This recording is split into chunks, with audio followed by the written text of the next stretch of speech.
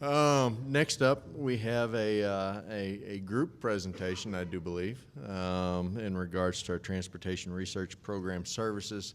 Mr. Kerb, Mr. Hook, Mr. Hurst, and Mr. Cooper, as well as Ms. Terri Holley. So if you would come up and get started with your program, that would be marvelous.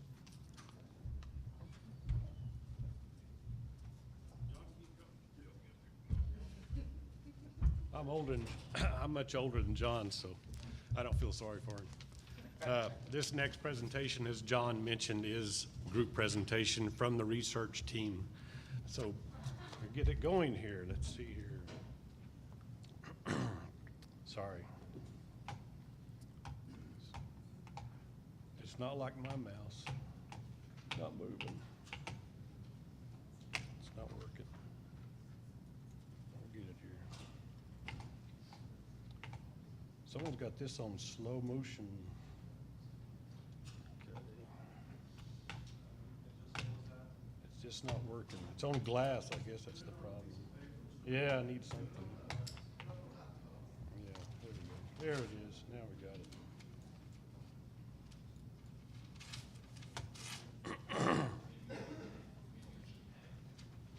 There we go. All right. So as he mentioned, we have Gary Hook, Bryan Hurst, Brian Cooper. We have a new employee with research, Wayne Rice, just joined us. Terri Holley has also helped us in doing this presentation. So to begin with, the three common goals for transportation professionals, we've heard this many times. Save lives, and save time, and save money. What does this really mean? Need to be safer, quicker, cheaper. Pretty common sense.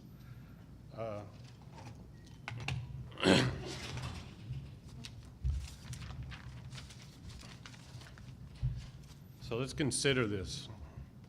An experienced transportation professional is sometimes referred to as a champion, a guru, a subject matter expert.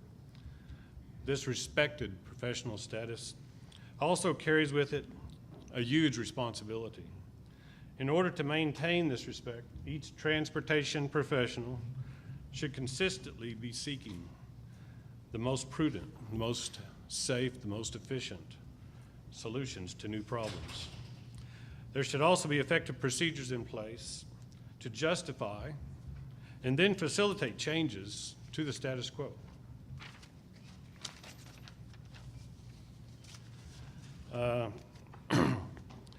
So there are transportation research program services are available at ODOT. And these services will only be effective when adequate resources are made available through division sponsorship via commitments of personnel to serve as project team leaders and members. ODOT's Research Implementation Committee and the Research Advisory Committee serve as the catalyst for project selection, execution, and completion. Nationally, there are so many research and implementation programs and committees working independently that redundant efforts are growing rapidly. So centralized TRP services help to greatly reduce these redundant activities.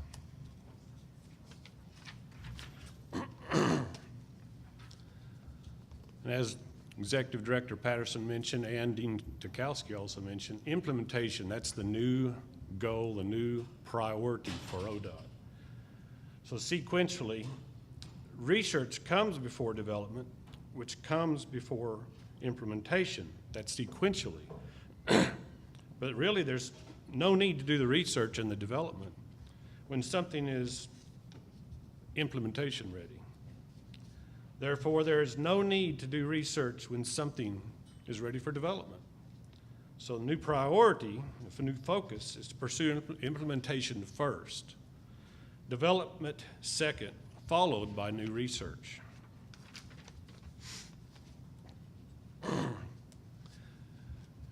Transportation knowledge resources, like library databases, professional publications, subject matter experience. So how do we reveal these statements of TRP services. We need to draw on these resources.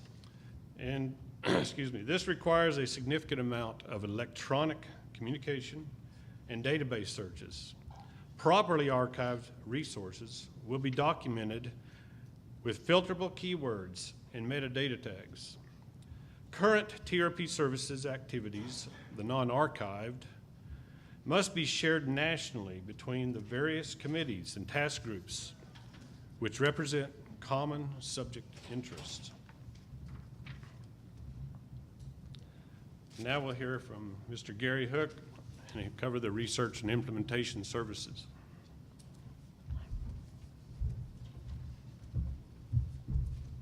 Thank you. I'm Gary Hook. I'm from the Materials and Research Division, and I'd like to give you an overview this morning of basically what we do within the Research and Implementation Program. There's basically like about 5 different steps from the time a research ideal is brought up to the time it's implemented. And these are the 5 processes that we'll go through.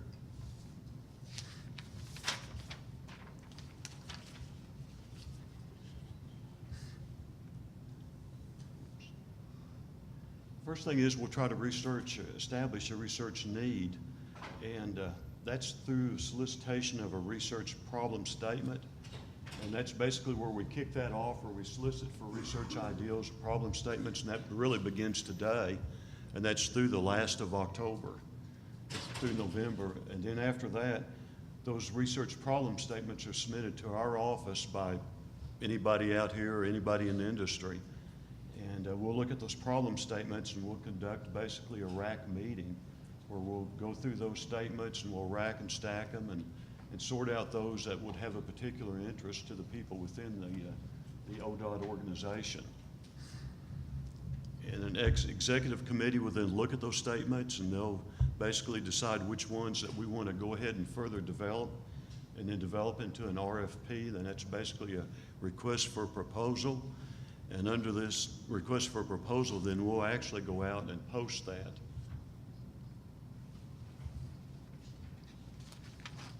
We'll distribute those proposals to various organizations, and they'll be published where anybody can actually look at that proposal and submit basically a bid for that proposal and that work.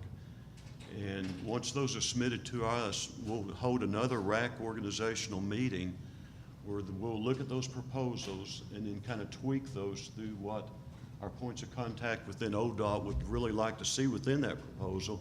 And we'll get back with that person and basically make a selection, and it'll be approved by the executive committee within ODOT. And before anything can actually be kicked off, we've got to have money to do the project.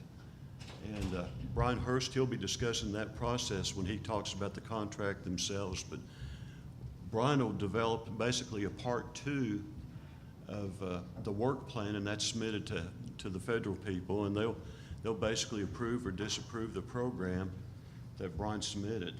And FHWA, they'll give us the approval. And we work basically within the federal fiscal year. So our money is given to us like in October through the end of September, and that's basically how we fund the projects. So we're not basically like on a calendar year or school year, but we're on the physical federal year. And once we've given a project to a person, it's a project, we call that a project administration, and that's the project phase we'll be into. We'll have a kickoff meeting, and that kickoff meeting will be working with the person or the organization that has the project. We'll ensure that basically our people at ODOT and the people at the university or industry, we're both on the same wavelength, that we're both working toward the same end goal. We'll have basically a monthly project report that's due each month on that project that'll spell out the progress on the report to ensure that we're on track to meet our end goal. And there'll be, if it's a multi-year project, there'll be a yearly update with briefings given to the ODOT people in person to ensure that we're basically still focused. And there'll be a final report and a final review and comments by the ODOT people, and any adjustments to the project will take place at that time. And as I said before, this is the beginning of the solicitation for the problem statements. And last year, when we actually went out at this time period, and we had an open period from this period of time through basically the end of November, we'd received about 51 problem statements to look at. And of the ones that we had received, we had had limited funding for fiscal year 15, which we're currently in now. So we looked at basically, and we selected 4 different projects that were coming out of those 51 that were really submitted. And normally in a normal work year with normal funding, we'll look at about 8 to 10 projects, but because of the funding and because we're going to stress implementation a lot more, we looked at basically and selected those 4 projects. And those 4 projects, they kicked off in the October timeframe.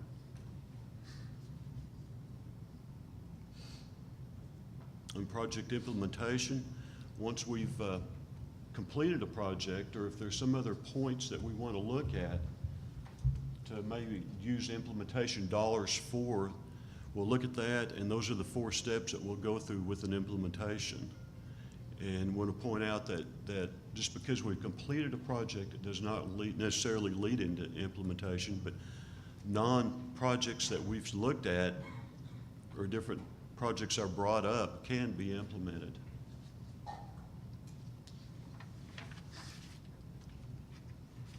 For fiscal year 15, we've come up with 4 different projects that we'd like to look at that we're going to try to implement.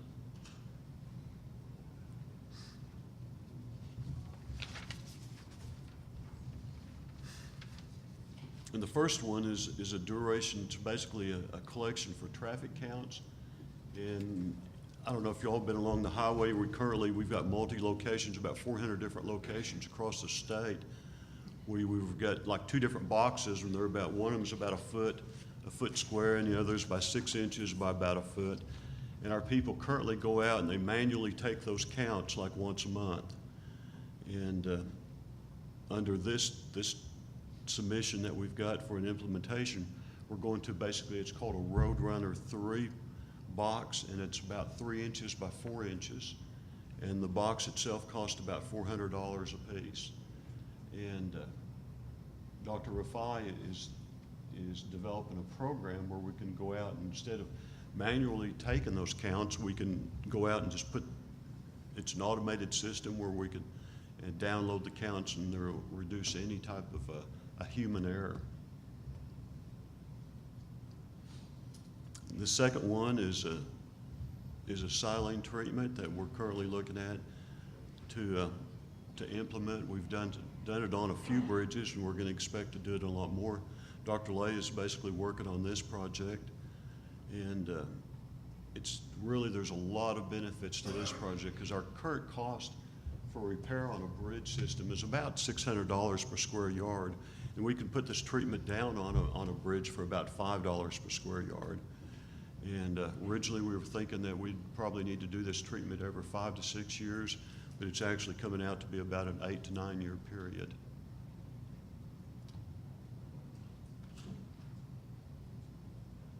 And the third one is a stainless steel reinforcement for the bridges. And originally, a long time ago, the bridges had support beams in them made out of, not beams, but the support were just normal rebar, and the rebar had deterioration within it within about a 10-year period. Then we went to the epoxy coated. The epoxy coated has a life expectancy of about 20 years, 25 years. And the stainless steel, they're projecting the life expectancy of that to be about 90 years. And if you bring everything back to the present value cost, we're looking at about a 57% savings by using the steel reinforcement. You have a lot higher current cost, but over the long time, the savings is really substantial with this. And our last implementation is looking at basically a system where we can identify bridges that could potentially have had earthquake damage. Dr. Pettinger from OU, she's working on this for us. And what we're trying to do is identify any type of bridges that may be in a like a 50-mile vicinity of where we've had an earthquake of at least a 4.0 or greater, and then develop an inspection system for those bridges. So those are basically the 4 projects that we've kicked off this year for our project workload, and then we've got 4 projects for implementation. And next I'd like to introduce and let you talk, Bryan. Bryan Hurst will be briefing you on the contract process. What are you clicking here, Gary? Just right there. Okay. Everybody hear me? This microphone way up in the air. They always forget about the short guy. Gary, I appreciate that. My name is Bryan Hurst. I'm an administrative programs officer for the Materials and Research Division, where I manage specific items of Part 2, which is the research side of the State Planning and Research Work Program, better known to you guys as the SPR program. There's my contact information. If you have any questions, I'm going to go through this pretty quick. If you guys have any questions, there's my phone number, my email address, or catch me during the break sometime. I'd be glad to visit with you guys. I'll be going over research proposals, like Gary said, research contracts. I'm not going to read all that. And I'll get into everybody's favorite project, reporting. And I'm going to start off with the research proposals. A lot of you in the room have had past research projects with us before. A lot of you have current research projects. And so a bunch of the things I'm going to go over with you today will be pretty familiar to you. So you might just consider it as a refresher type information. First off, you should know that when you're preparing a proposal, be sure and use the research proposal form. It's a MS Word format. We tried a PDF formatted version of this. It was hated, and so we went back to the Word format's a lot more user-friendly. If you do not have a copy of that or do not know where to find it, send me an email, give me a phone call, I'll get it to you. Be sure and use the RFP title for which the proposal is being developed. We appreciate your creativity. This is not a good time to do it. We get a lot of proposals sometimes, and a lot of those are very familiar in title. If you start changing up the title as you're developing your proposal, sometimes it's a little confusing to know which RFP that proposal is being submitted for. Proposal should be thorough, detailed, and realistic. Remember, this is your opportunity to express to ODOT why your proposal should be selected for federal funding. Notice realistic. It's bold, it's underlined. This is for a reason. Don't submit a one-year proposal with enough tasks and work activities. It's going to take you 3 years to complete. Don't submit a $75,000 proposal that it only take $25,000 to complete. Be realistic. Does that make sense? Okay, moving on. Following the posting of our RFPs, which is typically late February, early March, you can start submitting your proposals, and they are due by April 30th. Write that down. Submit your proposals to ODOT by April 30th. They should be submitted through and by your respective research administration office staff. This lets us know that you have made your intentions aware to them and what you're planning to do. If I get a research proposal, or any of us receive a research proposal that wasn't submitted by the research staff, we're probably going to pick up the phone and start making phone calls. There's the group email. Write that down for sure. If you plan on submitting a proposal for possible federal funding, it's spr@odot.org. That is a group email address. We've heard this 3 or 4 times today: implementation, implementation, implementation. Proposal prioritization is based on implementation potential. If it has good implementable aspects, if there are implementation committees formed for that proposal, those proposals will move to the top of the list for federal funding, above and over all others. Proposals submitted by individuals who currently entertain one or more research projects that are significantly beyond the current contractual deadline for reporting or deliverable requirements will not be considered for possible federal funding. Hey, we see you submitted a proposal. That's great. How you coming on that late report? Does that make sense? Submission of a research proposal does not guarantee an award. I think most of us are pretty much aware of that. Submission of a research proposal does not guarantee an award. Okay, moving on. Research contracts. This is more of kind of an informative part of my talk. It's not anything you should really be concerned with, but I know a month ago a lot of you were saying, where's my research contract? Haven't heard from ODOT, haven't heard from Bryan. I'm gonna call Bryan. Where is my contract? What's going on? This kind of gives you an idea of the processes involved. It's down and dirty, it's quick. Contracts are prepared following the approval of the proposals. Once we have that, I start preparing the contracts. Once I have those, they are retained until FHWA has had a chance to review and approve our federal work program. That's what Gary was talking about. Once we have that, the contracts are distributed to the universities for partial signature execution, any negotiations that might be needed. And from there, once I receive those back, contracts are routed through ODOT for ODOT full execution. Again, once I get those contracts fully executed, those are retained yet still in my office until I have a notice to distribute, which is typically issued by the Director of Capital Programs.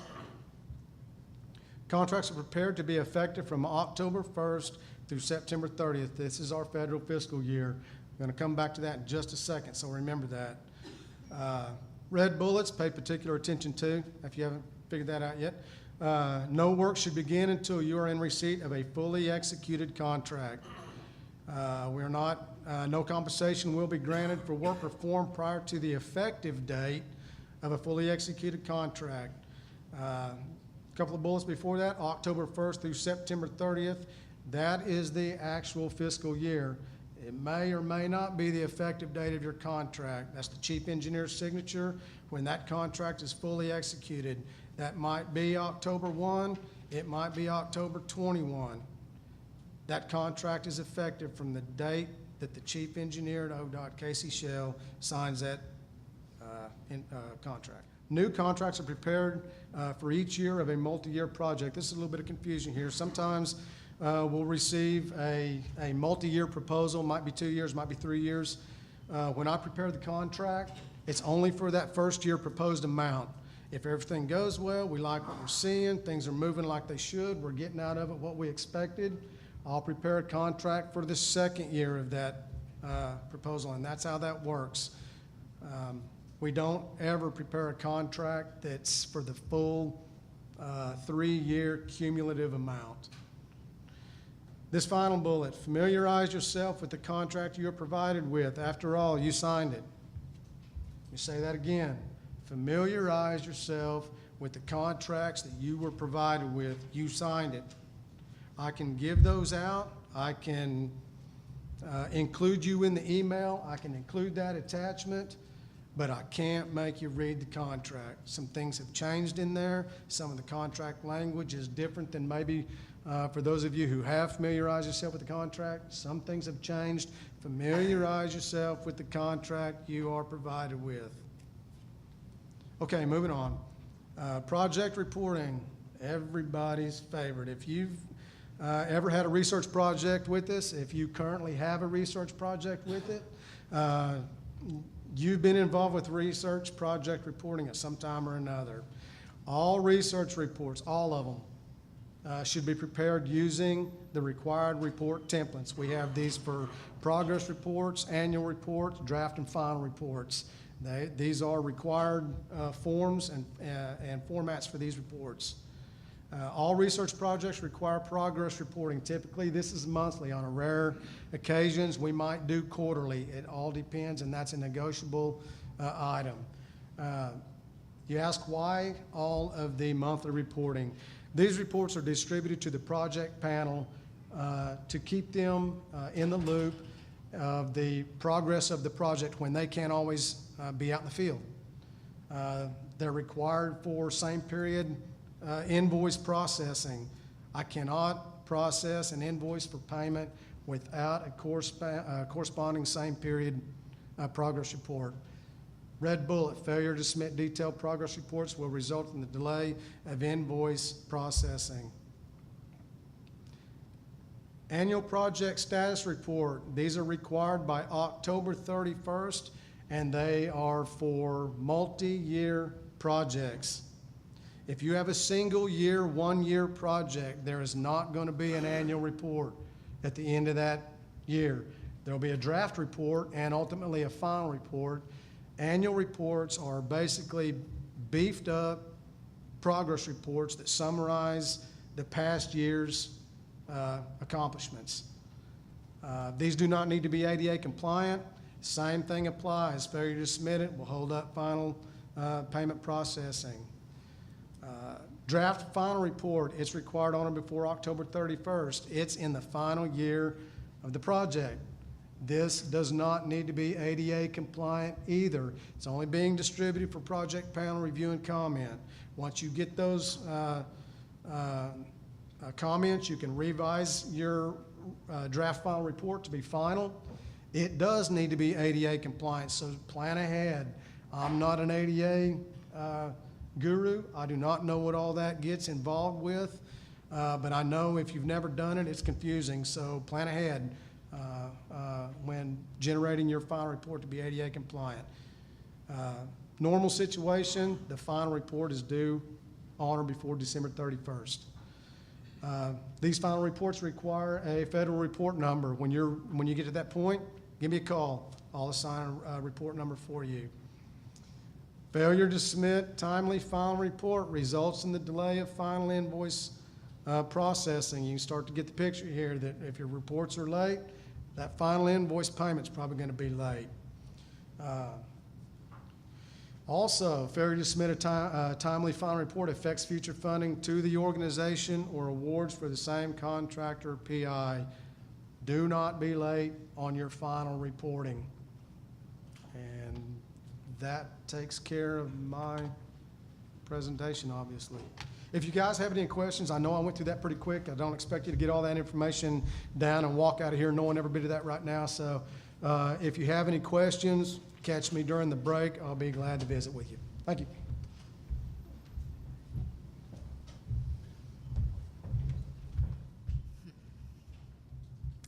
Good morning. My name is Terri Holley. I'm going to talk about a specific transportation research service, not just the value that the service has for the ODOT engineer and internal stakeholders, but also the way that that service is valued in supporting a larger implementation scheme. Consider this service a search engine. It's not Google, but not unlike Google, in that it's devoted to meeting your research information needs and demands set by the user. Through Transportation Research Program, we are able to offer a search engine. We're just handing you the keys and asking you to help drive its evolution.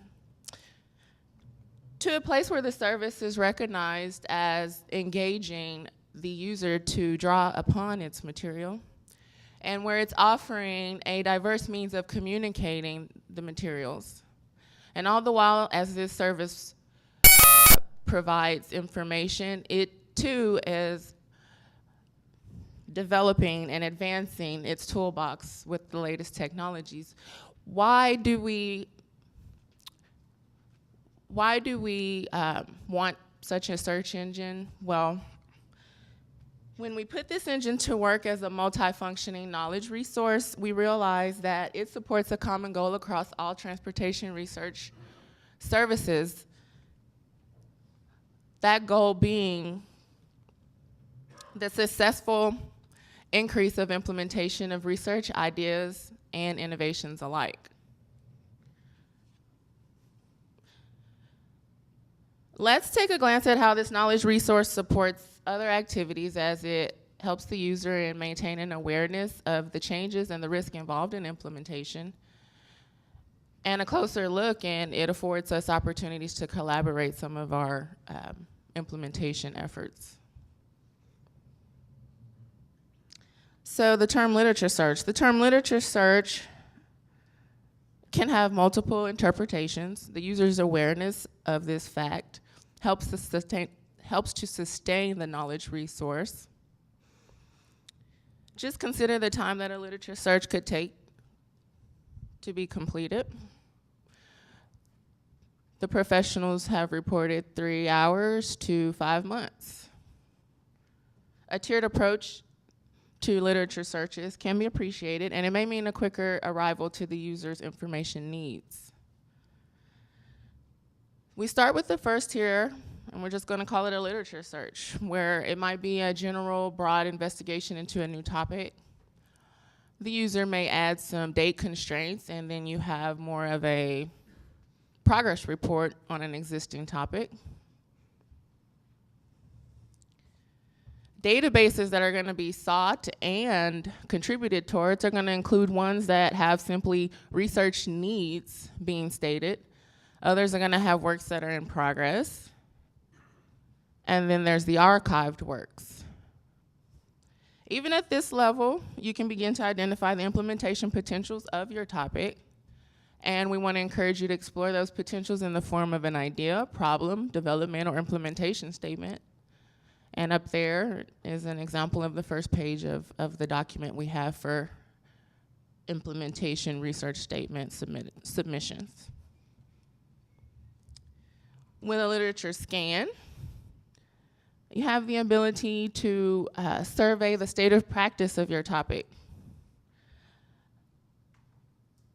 When we consider innovation at its basics, we could say that it would be one or parts or more ideas just presented in a new way. So a logical place to look for your innovative solutions would be elsewhere. So with the survey option, you could be very generic, or you could get really involved and customize your survey and begin to maybe assign weights to your survey responses, and thereby develop possibly some baselines to make better informed decisions as you step through other phases of implementing your topic.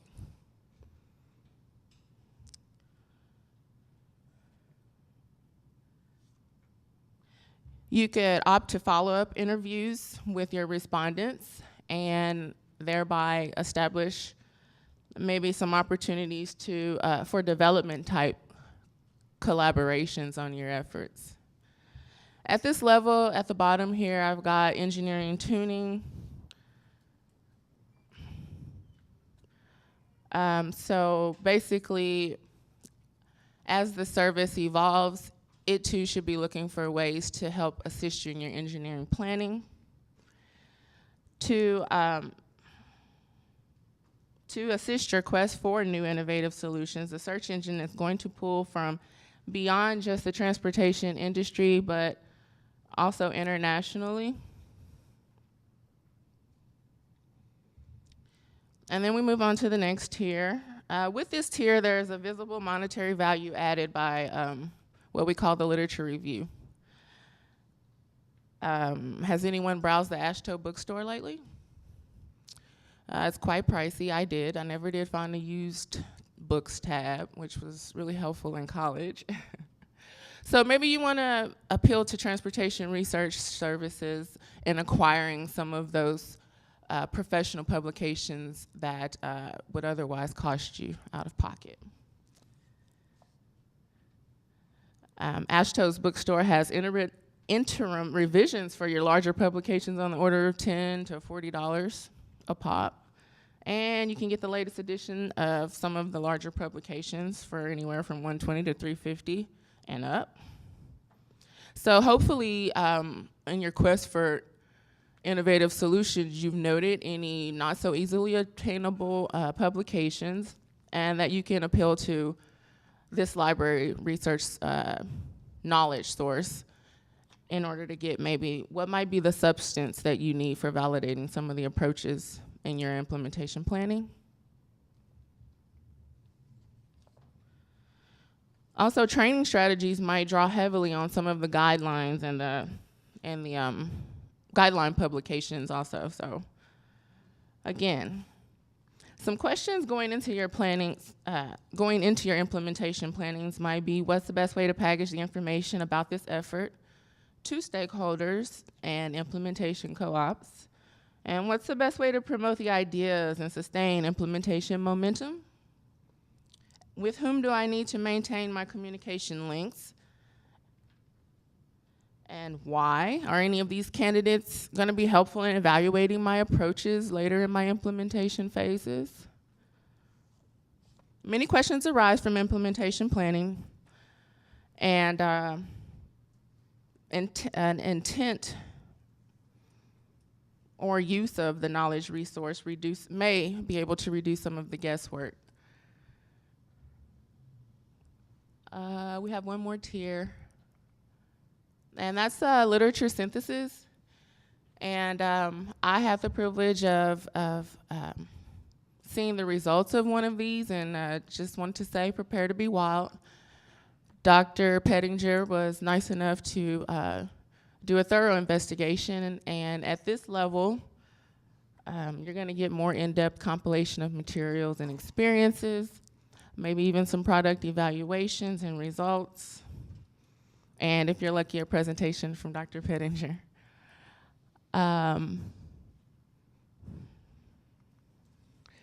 So consider that you may have to take time to organize your intentions behind a literature search, and you may want to ask yourself, what data or information inputs do I need in order to request this service?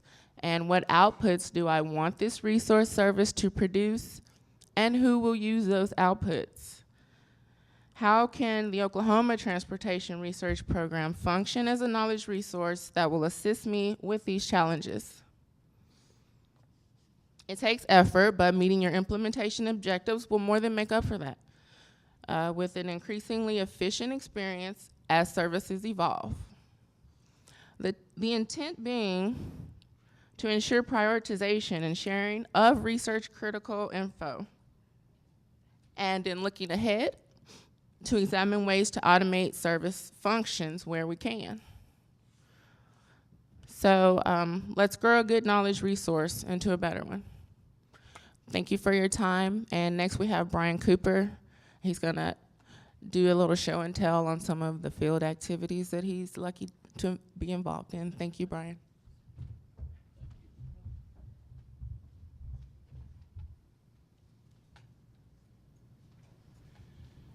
Would you like this? Yeah, does that advance it? Yes. Okay. Let's rewind also.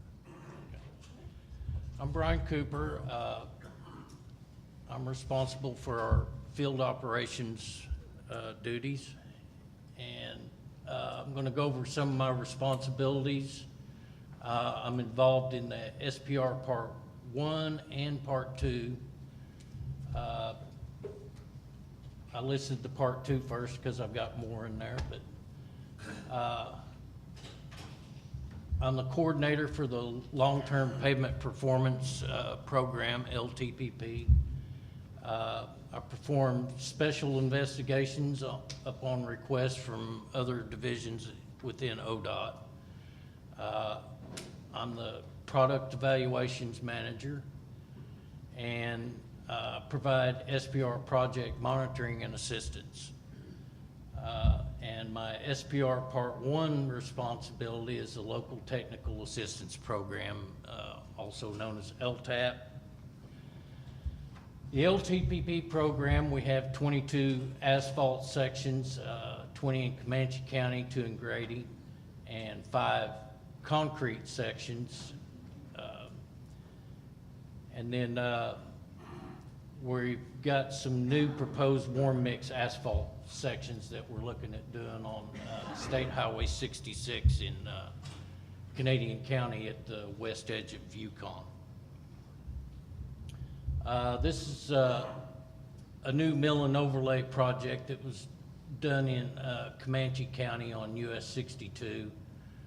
I'm responsible for maintaining these pavement markings, and each section has an ID number, and there's a sign on the right-of-way with the ID number. And about every two years, the Federal Highways contractor comes and does testing on these sections, and I facilitate the traffic control, help with the testing. Special investigations, this is a 3D crosswalk we installed on US 62B at Snyder.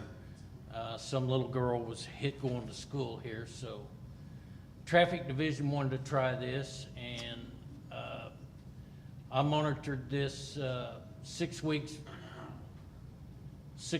in length prior to installation, and I'm doing 4 6 weeks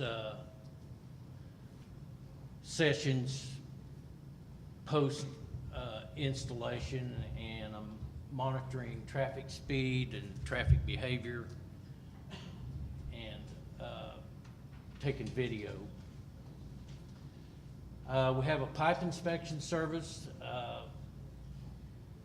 We have a closed circuit color monitor and the crawler with the big tires and high powered lights and camera, and 1,000 foot of fiber optic cable.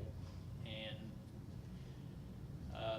any division that's got a problem with a storm sewer, they can call and I can come check it out. And we do not do any sanitary sewer inspections. Product evaluation, I've got some examples of some different products I've looked at here in the past. This is a product called SkyerStop, US 281, Canadian County, south of Geary. We have March 2009 before picture and installation in October 2009, and the lower right-hand picture is what it looked like a year later. This is a product called HydroStraw, and a before and after picture, installed April 2010, and that's what it looks like this past summer. This is a product I installed last October, US erosion control mats. Picture on the left is when they began construction, and I went out and installed these 6 different combinations of blankets last year, and this is what it looked like last month, the lower right. I assist in the SPR Part 2 projects. This is SPR 2188. We planted native grasses on slopes that had histories of slides. This is 2008 on the left, when the seed was planted and mulched, and this is what it looks like this summer. Had the pleasure of assisting Dr. Zaman at OU in SPR 2200. This is I-35 instrumented pavement. We installed some instruments in the pavement, earth pressure cells, strain gauges, lateral positioning sensors, and this was installed May 2008, and the pictures on the bottom are we were performing a forensic investigation. We cut 3 trenches across the lanes in the minimum, maximum, and average rutting. My SPR Part 1 responsibility, the Local Technical Assistance Program. It's run out of Oklahoma State University. They provide training to local governments. Their core curriculum is the Rhodes Scholar Program, example of some courses. They teach surveying, soils, plan reading, and MUTCD, teaching how to set up traffic control in a work zone. They do technology transfer. They have an internship program, and they're instrumental in facilitating Federal Highways Everyday Counts initiative exchanges. And that's all I have. Thank you.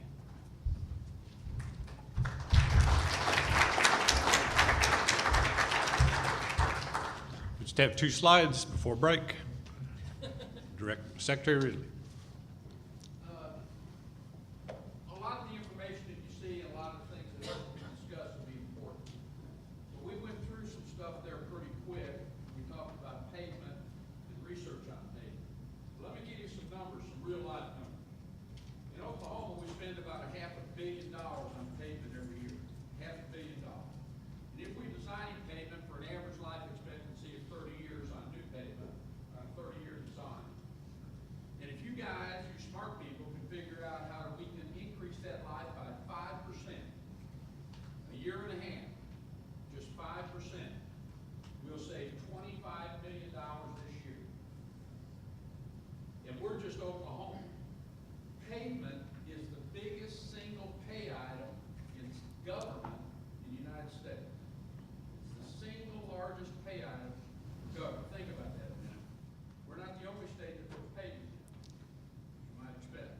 So if you're going to key in on something that can have the biggest impact for not only Oklahoma, but for others, pavement is something you ought to look at real hard. Bridges as well, when we talk about extending the life of bridges. But certainly pavement is something that we need to look at.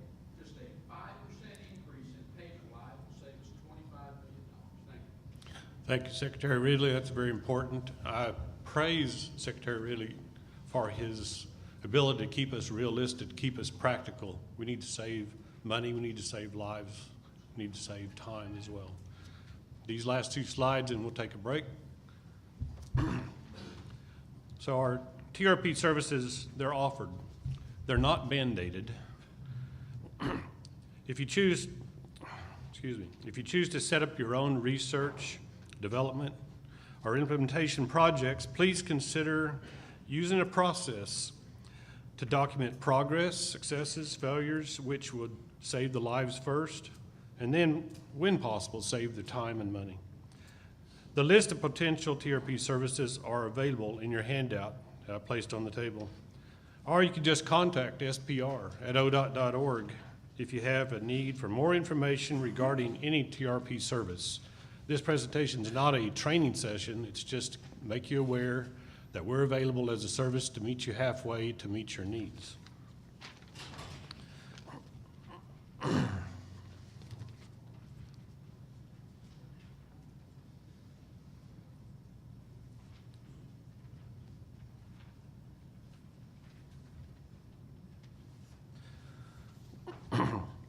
Questions should be phrased in the form of a research, development, or an implementation statement.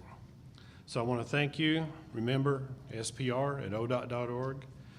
Our group in the research area is myself, Gary Hook, Bryan Hurst, Brian Cooper, and now Wayne Rice.